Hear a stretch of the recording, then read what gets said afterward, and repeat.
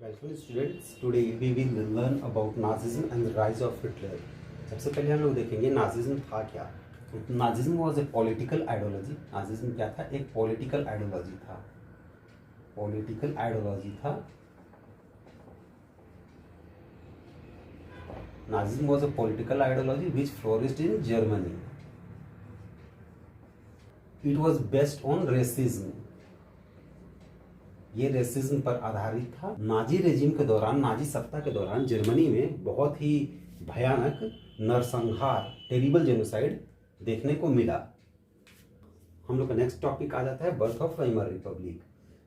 तो हम लोग देखते हैं वर्ल्ड वार वन जो हुआ, वर्ल्ड वार वन से पहले जर्मनी जो था वो एक पावरफुल एम्पायर था। कोई कमजोर एम्पायर नहीं था। Germany was a powerful empire before world war one. World war one जो था वो 1914 से 1918 के बीच हुआ था। और इस वार में टू ग्रुप ऑफ नेशंस ने पार्टिसिपेट किया था। पहले ग्रुप ऑफ नेशंस को बोला गया सेंट्रल पावर्स, जिसमें कि जर्मनी, ऑस्ट्रिया, हंगरी, बुल्गारिया और ऑटोमन एम्पायर था। और दूसरे ग्रुप में जो था वो यूके, फ्रांस, रसिया और जर्मनी था। दूसरे ग्रुप को एलाइज बोला गया था।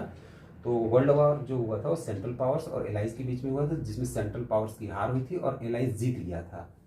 तो क्योंकि जर्मनी जो था वो सेंट्रल पावर्स में जितने भी कंट्रीज थे, जर्मनी उन सब में से ताकतवर था और इस तरह से इसने सेंट्रल पावर्स को लीड किया, उनका नेतृत्व किया।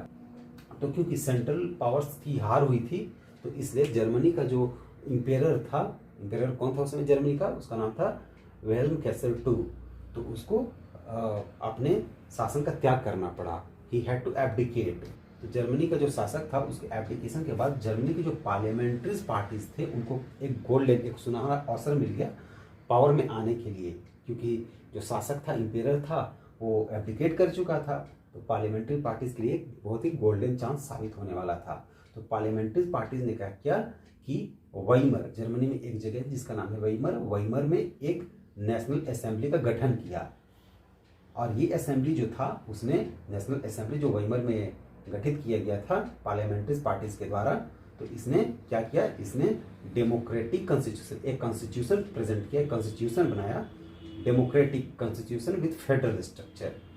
और इस तरह से German parliament came into existence. German parliament is also known as Reichstag. तो after Germany lost world war one, जैसे कि जर्मनी जो था वर्ल्ड वार वन में हार चुका था, उसके बाद एक पीस ट्रीटी, एक शांति समझौता हुआ जून 1999 में। ये कहाँ हुआ था? वर्साइल्स में हुआ था। तो इसको कहा गया वर्साइल्स पीस ट्रीटी। तो वर्साइल्स पीस ट्रीटी में जर्मनी के ऊपर बहुत सारे कंडीशंस इम्पोज किए गए, harsh and humiliating conditions impose किए गए। इनमें से कुछ प्रमुख कंडीशंस इस प्रकार थे कि जर्मनी को अपने ओवरसीज कॉलोनीज को गिव अप करना पड़ा, छोड़ना पड़ा। और 6 बिलियन पाउंड स्टर्लिंग का हर्जाना भरना पड़ा जर्मनी को। सब देशों ने आरोप लगाया कि आपकी वजह से वार हुआ है, तो हर्जाने क्षतिपूर्ति के रूप में आप 6 बिलियन स्टर्लिंग का हर्जाना भरिए। यद्यपि वाइमर रिपब्लिक जो था वो ना तो वार के लिए रिस्पॉन्सिबल था, क्योंकि ये तो अभी हाल ही में इस्टेब्लिश हुआ था। तो इसकी वजह से न तो वार हुआ था और न ही ये वर्साइल्स पीस ट्रीटी में जर्मनी के साथ जो सौतेला व्यवहार किया गया था उसके लिए जिम्मेदार था।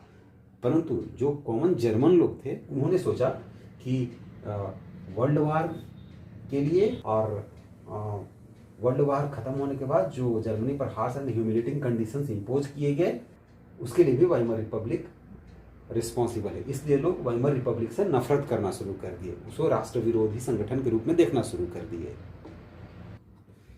जब वार चल रहा था, during war Germany had to bear the expenses of war. और जब वार ओवर हो गया, खत्म हो गया, तो उसके बाद जर्मनी को क्या हुआ कि वर्साइल्स पीस ट्रीटी द्वारा उस पर बहुत सारे harsh and humiliating conditions impose किए गए, थोपे गए।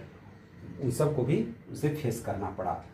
इन सब के कारण क्या हुआ कि जर्मनी जो था वो क्रिटिकल फाइनेंशियल क्राइसिस में चला गया। उसको बहुत, उसके समक्ष पैसे का, उसके समक्ष फाइनेंस का बहुत ही बड़ा समस्या खड़ा हो गया। इससे क्या हुआ, जर्मनी का जीवन जो था उसमें बहुत ही तबाही मच गई, वहाँ गरीबी छाने लगा।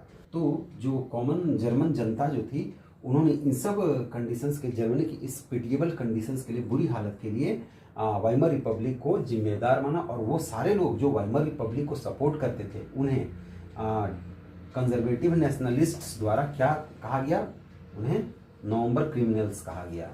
वो सारे लोग जो वेइमर रिपब्लिक को सपोर्ट करते थे उन्हें नवंबर क्रिमिनल्स कहा गया, किनके द्वारा, कंजर्वेटिव नेशनलिस्ट्स के द्वारा।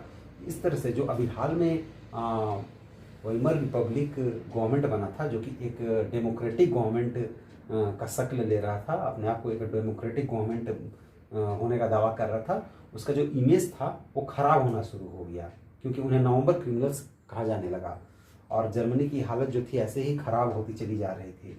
हालांकि वेइमर रिपब्लिक इसके लिए रिस्पॉन्सिबल नहीं था, परंतु जो कॉमन जर्मन लोग थे वो यही मान के चल रहे थे कि क्योंकि वेइमर रिपब्लिक का शासन है, उनकी सरकार है और उनकी सरकार के दौरान ऐसी हालत होगी तो इसके लिए कौन जिम्मेवार है, तो वेइमर रिपब्लिक जिम्मेवार है, इसलिए उनको नवंबर क्रिमिनल्स कहा गया। और ऐसी परिस्थितियों में जर्मनी के लोगों ने ये समझ लिया कि डेमोक्रेटिक गवर्नमेंट जो है वो बेकार फालतू शासन है, डेमोक्रेसी अच्छा नहीं है, और लोग डेमोक्रेसी से मोहभंग होने लगा उनका, लोगों का डेमोक्रेसी, और एक एंटी डेमोक्रेटिक इन्वायरमेंट वहाँ जर्मनी में बनना शुरू हो गया।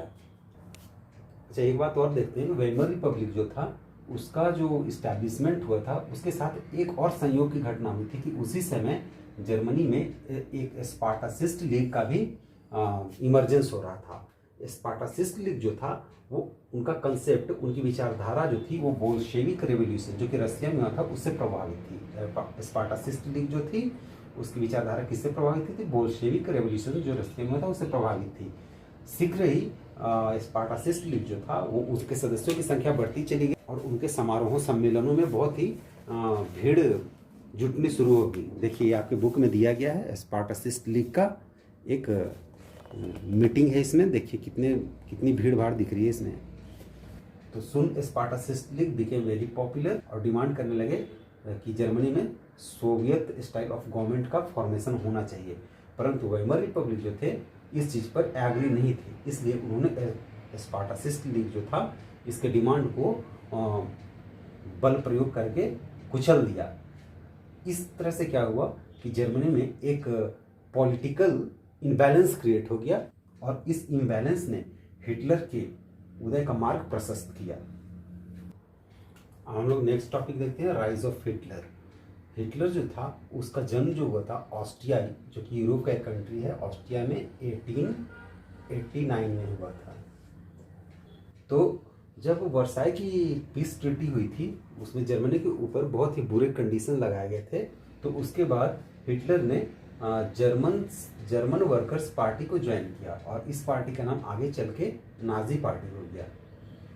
1999 में हिटलर ने जर्मन वर्कर्स पार्टी ज्वाइन किया था और इस पार्टी का नाम आगे चल के नाजी पार्टी हो गया था।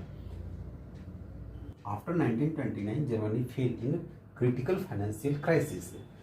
जर्मनी वर्ल्ड वार की वजह से और वर्साई पीस ट्रीटी की वजह से जर्मनी की फाइनेंशियल हालत जो थी, वित्तीय हालत जो थी, बहुत ही खस्ता हो चली थी और इस वजह से वहाँ के लोगों में बहुत ही भूखमरी, गरीबी का चारों तरफ साम्राज्य छा चुका था। नाजी पार्टी जो था, जो हिटलर था, उसने जनता की इस नब्ज को पकड़ लिया। नेता लोगों का काम है, जनता की नब्ज को पकड़ते हैं, उनको प्रॉब्लम को समझते हो। हिटलर जो था इसे एक गोल्डन अपॉर्चुनिटी के रूप में देखा और उसने लोगों से वादा किया, जनता से वादा किया वो जर्मनी को इस बुरे कंडीशन से निकाल देगा और अपने वायदों की वजह से उसने लोगों को विश्वास जीतने में सफलता हासिल की और इसी का परिणाम था कि 1932 के आते आते नाजी पार्टी जो था वो जर्मनी का सबसे लार्जेस्ट पार्टी बन गया और इसका 37% वोट शेयरिंग था। हिटलर जो था उसने लोगों से कुछ वायदे किए ताकि वो लोगों का विश्वास जीत सके और जो फाइनेंशियल क्राइसिस में जर्मनी फंस चुका था उस मौके का फ़ायदा उठा के एक बहुत ही एक बड़ा लीडर बन सके। तो हिटलर ने जर्मन लोगों से जो वायदा किया था उनमें से कुछ प्रमुख वायदे इस तरह से थे, जो प्रॉमिसेस किया था उसमें से कुछ प्रमुख प्रॉमिसेस इस तरह से थे कि restoration of dignity of Germany, जो जर्मनी की जो फजीहत हुई थी उसका जो डिफेमेशन हुआ था वर्ल्ड वार के बाद वर्साई पीस ट्रीटी में, उसके साथ जो बुरा बर्ताव हुआ था उसको बेइज्जत किया गया था, उसके ऊपर भारी जुर्माना लगाया गया था। तो हिटलर का कहना था कि वो जो जर्मनी का जो पहले का डिग्निटी था, जो उसका वैभव था, उसे वापस लौटाएगा, restoration of dignity of Germany. और जर्मनी के साथ जो वर्साई पीस ट्रीटी में जो इनजस्टिस किया गया था, उसके साथ जो अन्याय किया गया था, उसका वो बदला लेगा, उसको ठीक करेगा। और जो बेरोजगारी बेकारी की समस्या छा गई थी जर्मनी में, उसको दूर करने के लिए लोगों को जॉब देगा। और जर्मनी के खिलाफ जो बहुत सारे देश मिलकर कॉन्स्पिरेसी षड्यंत्र कर रहे थे, लोगों का यह मानना था कि विश्व समुदाय जो है जर्मनी के खिलाफ षड्यंत्र कर रहा है, बहुत सारे देश। तो हिटलर का कहना था कि जो कॉन्स्पिरेसी षड्यंत्र जो था, अंतर्राष्ट्रीय षड्यंत्र, उसको वो खत्म कर देगा। तो ये हिटलर के कुछ प्रमुख प्रॉमिसेस थे। शीघ्र ही हिटलर एक बहुत ही पॉपुलर नेता के रूप में उभरने लगा और हिटलर की जो रैलियां और समारोह होते थे उनमें बहुत ही भयंकर भीड़ इकट्ठी होती थी। और उन रैलियों में निशान के तौर पे लोग रेड फ्लैग्स को लिए रहते थे और उस पर स्वास्तिक का साइन प्रिंट होता था। स्वास्तिक का साइन जिसे हम लोग देखते हैं आज भी बहुत जगह। साथ ही हिटलर जो था एक बहुत ही अच्छा वक्ता था, एक बहुत ही अच्छा ओरेटर था, बोलता बहुत अच्छा था, वो अपने भाषण से लोगों को इम्प्रेस कर देता था। तो जो भी वो बोलता था उसके बाद एक स्पेशल काइंड ऑफ क्लैपिंग्स, अप्लाउजेज से वो जो पूरा भीड़ जो था वो एक स्पेशल तरह का ताली बजाता था ऐसे। तो ये सब जो चीज़ें थी, ये जनता दिखाना चाहते थे कि वो हिटलर को सपोर्ट करती है। अब लोगों ने तो हिटलर को सपोर्ट करके उसे आगे बढ़ाया, उसे नेता अपना माना था। परंतु 1933 में हिटलर जो था वो चांसलर बन गया जर्मनी का। और चांसलर बनते ही उसने क्या किया कि सिविक राइट जो था, नागरिक अधिकारों को उसने बर्खास्त कर दिया। ही सस्पेंडेड सिविक राइट्स। और इस तरह से वो डेमोक्रेसी को डिस्ट्रॉय करना शुरू कर दिया, लोकतंत्र को नष्ट करना शुरू कर दिया। उसने फायर डिक्री का यूज़ किया। फायर डिक्री, स्पेशल पावर था उसके पास, फायर डिक्री को यूज़ किया और फ्रीडम ऑफ स्पीच, बोलने के अधिकार, प्रेस एंड असेंबलीज, ये सबको बैन कर दिया। और ये सब जो चीज़ें थी, हिटलर से पहले जो वाइमर रिपब्लिक था, वाइमर रिपब्लिक के टाइम में ये सब चीज़ें गारंटेड थी। हर एक नागरिक को सिविक राइट्स में मिला हुआ था, फ्रीडम ऑफ स्पीच था, प्रेस एंड असेंबलीज का भी राइट था उन सबको। तो हिटलर ने क्या किया, इन सब चीज़ों को बैन कर दिया और डेमोक्रेसी जो था उसको डिस्ट्रॉय करना शुरू कर दिया। कम्युनिस्ट्स जो थे वो हिटलर उनको अपना स्टॉन्च इनिमी मानता था, कट्टर दुश्मन मानता था। और उनके साथ हिटलर ने बहुत ही कठोरतापूर्वक व्यवहार किया। उन लोगों को कंसंट्रेशन कैंप में भेजा गया। कंसंट्रेशन कैंप, यातना शिविर को बोलते हैं। जर्मनी में कई जगह यातना शिविर थे, वहाँ पे कम्युनिस्ट लोग को भेजा गया और उनके साथ बहुत ही अमानवीय, क्रूर, पशुवत व्यवहार किया गया। बहुत ही दर्दनाक मौत उन लोगों को दिया गया। 3 मार्च 1933 को इनफेमस इनेबलिंग एक्ट पारित हुआ, जिसने हिटलर के क्रूर शक्ति को और भी बढ़ा दिया। अब हिटलर पार्लियामेंट की अनदेखी करते हुए डिक्री के द्वारा शासन कर सकता था। तो उसने अब क्या किया कि उस समय जितने भी पार्टीज थे, पॉलिटिकल पार्टीज थे और ट्रेड यूनियंस थे, सबको बैन कर दिया। और इस तरह से नाजी पार्टी ही सिर्फ इटली में बची और अब इटली में डिक्टेटरशिप, तानाशाह तंत्र तैयार हो चुका था। जो एग्जिस्टिंग पुलिस थी, उस पुलिस के अलावे स्पेशल काइंड ऑफ पुलिस, जिसे गेस्टेपो और एसएस भी कहते हैं। गेस्टेपो जो था वो एक प्रकार का सेक्रेट स्पाई पुलिस था और एसएस जो था वो क्रिमिनल पुलिस था। ये जो पुलिस ऑर्गेनाइजेशंस थे ये एक्स्ट्रा कॉन्स्टिट्यूशनल पावर ड्रॉ करते थे, इनके पास स्पेशल पावर होता था। तो इन सब वजहों से क्या हुआ कि कॉन्टेम्पोररी वर्ल्ड, उस समय के जो समकालीन विश्व था, उसमें जर्मनी जो था एक बहुत ही भयानक क्रिमिनल स्टेट के रूप में उभरा। इकोनॉमिकल रिकंस्ट्रक्शन के लिए हिटलर क्या किया कि वो चाहता था कि फुल स्केल प्रोडक्शन हो और इसके लिए उसने state funded work creation programme शुरू किया। इस प्रोग्राम की वजह से क्या हुआ कि जर्मनी को बहुत आर्थिक फाइनेंशियल बूस्ट मिला और इसी प्रोग्राम का नतीजा था फॉक्सवैगन जैसी गाड़ियाँ अस्तित्व में आईं। हिटलर जो था वो फॉरेन पॉलिसीज में भी बहुत जल्दी सफलता प्राप्त किया। फॉर एग्जाम्पल, उसने जर्मनी के कोल प्रोड्यूसिंग एरिया जो वर्ल्ड वॉर 1 के तहत उसे छीन लिए गए, उन्हें वापस पा लिया। फॉर एग्जाम्पल, राइनलैंड एक ऐसा ही फेमस कोल प्रोड्यूसिंग एरिया था। शीघ्र ही हिटलर चेकोस्लोवाकिया पर भी अधिकार कर लिया। हिटलर को ये एडवाइस बहुत लोगों द्वारा दिया गया कि अपनी एम्पायर और इकोनॉमी को बूस्ट करने के लिए, उन्हें मजबूत करने के लिए वह वार का रास्ता छोड़ दे और किसी दूसरे रास्ते को अपनाए, क्योंकि जर्मनी की आर्थिक स्थिति वैसे भी ठीक नहीं थी और अभी वो आर्थिक स्थिति को अपने मजबूत करने की प्रक्रिया में था। उसने लोगों की एडवाइस को अनसुना किया और युद्ध का रास्ता अख्तियार किया। उसने रसिया पर अटैक कर दिया 1941 ईस्वी में, और यह हिटलर की बहुत बड़ी भूल थी, क्योंकि रसिया की सोवियत रेड आर्मी ने हिटलर की सेना को बुरी तरह से पराजित कर दिया, और यहीं से वर्ल्ड वार 2 के लक्षण दिखने लगे।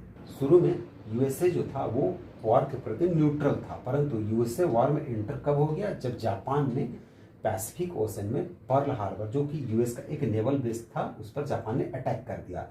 इसके साथ ही यूएस जो है वो वर्ल्ड वार 2 में एंट्री कर गया, और वर्ल्ड वार 2 जो था उसका अंत होता है हिटलर की हार के साथ ही। जो हिटलर का जो हार था वो मई 1945 में हो गया था, और जापान जो था वो भी सरेंडर कर दिया कुछ दिनों के बाद, अगस्त 1945 में, जब अमेरिका ने उनके 2 शहरों हिरोशिमा और नागासाकी पर एटम बम गिरा दिए थे। अब हम लोग का अगला टॉपिक है नाजी वर्ल्ड व्यू, अर्थात नाजियों का दुनिया के प्रति दृष्टिकोण। दुनिया को नाजी किस दृष्टि से देखते थे। नाजियों की समझ थी कि जो मानव प्रजाति है, उन मानव प्रजाति में वैसे प्रजाति सर्वश्रेष्ठ है जिनकी ब्लू आइज हैं, ब्लोंड सुनहले भूरे बाल हैं, नॉर्डिक जर्मन आर्यन, ये आर्यों की एक प्रजाति थी जो जर्मनी में रहती थी। तो उनका मानना था कि ब्लू आइड, ब्लोंड हेयर और नॉर्डिक जर्मन आर्यन ऐसे जो लोग थे, इन प्रजाति के जिन लोगों में ऐसी विशेषताएं थी, वो सर्वश्रेष्ठ मानव जाति थे, और इनके अलावा जो भी लोग थे वो निकृष्ट, वो इन्फीरियर टाइप के थे, और इन्फीरियर लोगों को जीवित रहने का कोई अधिकार नहीं था।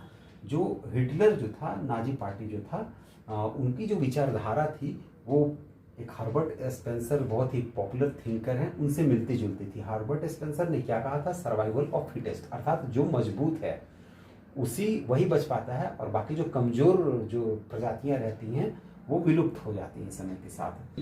जो नाजी लोग थे उनका मानना था कि ऐसे लोग ही सर्वश्रेष्ठ हैं, और इनके अलावा जो भी लोग हैं उनको खत्म कर दिया जाना चाहिए, उनको मार दिया जाना चाहिए। नाजी जर्मनी में जो ब्लैक लोग थे और जो लोग थे, जो एक धर्म को मानने वाले लोग होते हैं, ब्लैक और जो लोग जो थे, वो नाजी जर्मनी में बहुत ही बुरी तरीके से प्रभावित हुए, उन पर बहुत ही ज़्यादा अत्याचार हुआ था। उन लोगों को पोलैंड की गैस चैम्बर में 1939 से लेकर 1945 के बीच उनका नरसंहार हुआ था। उन लोगों को गैस चैम्बर में, जिन्हें कंसंट्रेशन कैंप्स जर्मनी में कई जगह बनाए गए थे, वो जगह पे बहुत सारे लोगों को ले जाके गैस चैम्बर में छोड़ दिया जाता था, और उनमें जहरीली गैस, कार्बन मोनोऑक्साइड इत्यादि का सप्लाई कर दिया जाता था, जिससे उन लोगों की तड़प तड़प कर मौत हो जाती थी। जर्मनी ने जब पोलैंड पर अधिकार कर लिया, तो वहाँ के जो लोग हैं, जिन्हें पोल्स कहा जाता है, उन लोगों को जबरदस्ती वहाँ से भगा दिया गया, उनके घर, मकान और उनकी संपत्ति पर अधिकार कर लिया गया। और जो वहाँ के बच्चे थे, जो आर्यन टाइप के दिखते थे, जिनकी ब्लू आइज थी, ब्लॉन्ड हेयर थे और सीधी नाक थी, तो उन लोगों को उनकी माँ से, उनके परिवार से जबरदस्ती छीन लिया गया। और छीन के कहाँ ले जाया गया, टेस्ट एक्सपर्ट, जिनका काम था ये चेक करना कि कौन से लोग, कौन से बच्चे आर्यन हैं और कौन से बच्चे आर्यन नहीं हैं। तो अगर वो पोल बच्चे जिन्हें छीनकर टेस्ट एक्सपर्ट के पास ले जाया जाता था, अगर वो टेस्ट एक्सपर्ट डिक्लेयर कर देते थे कि हाँ ये जो बच्चा है ये आर्यन है, तो उन्हें किसी जर्मन फैमिली को दे दिया जाता था, और वहीं उनका पालन पोषण होता था। और यदि वो आर्यन नहीं निकलते थे, वो जेव या ब्लैक प्रजाति के निकलते थे, किसी और प्रजाति के निकलते थे, तो उनको फिर उनकी दुर्गति तय थी, उन्हें कंसंट्रेशन कैंप में भेज दिया जाता था, जहाँ उनका मास मर्डर, किलिंग किया जाता था, वो नरसंहार के हिस्सा बनते थे। So let's move to next topic, youth in Nazi Germany. तो जैसा हम लोग जानते हैं कि हिटलर जो था वो एक नाजी सत्ता के साम्राज्य का पूरे विश्व में ख्वाब देख रखा था, सपना सजा रखा था। तो उसका मानना था कि एक सच्चा नाजी समाज तभी विकसित किया जा सकता है जब इसकी शुरुआत स्कूलों से हो। स्कूल एजुकेशन के द्वारा ही एक सही तरीके से नाजी साम्राज्य की पूरे विश्व में स्थापना की जा सकती है। तो स्कूलों में बच्चों को सिखाया जाता था कि वो जीव से हेट करें, उनका नफरत करें, उनसे घृणा करें, और नाजी पार्टी, आर्यन और हिटलर के प्रति रेस्पेक्ट करें, उनका आदर करें, उनके प्रति सम्मान की भावना रखें।